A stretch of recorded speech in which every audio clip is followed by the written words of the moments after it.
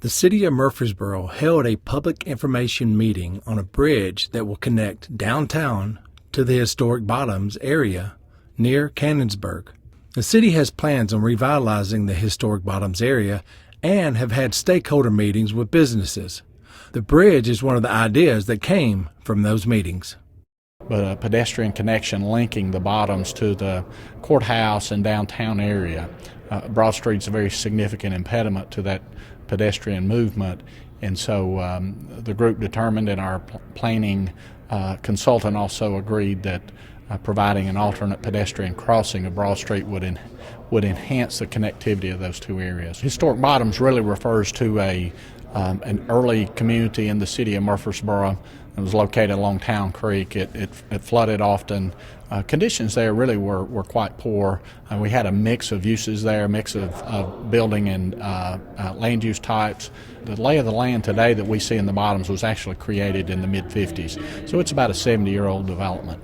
We took a closer look at that area and developed the Historic Bottoms planning study, and it looked at what could be in that area and some visioning with our community and how those uses might be appropriate for how the downtown is changing.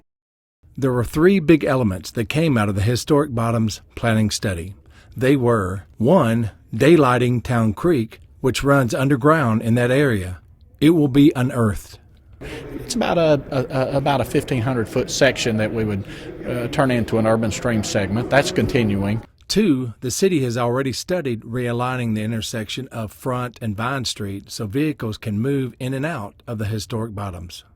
And 3, the pedestrian bridge over Broad Street.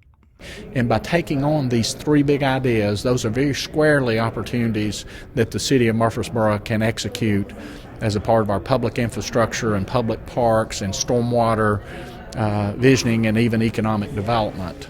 So we envisioned a mix of residential, perhaps some employment generating opportunities in there to either enhance those or continue the ones that are there, but then also look at a mix of retail and commercial uses, perhaps including food services, event venues, especially tied to Cannonsburgh and the park property, and then just that recreational opportunity that would be created by the Lytle Creek Greenway, Cannonsburgh, a pedestrian path along Town Creek, and then also connecting that to Murphy Springs. And so it created a downtown environment that we don't currently have in the city of Murfreesboro, and we thought it'd be great to tie that together with the Historic Bottoms redevelopment plan.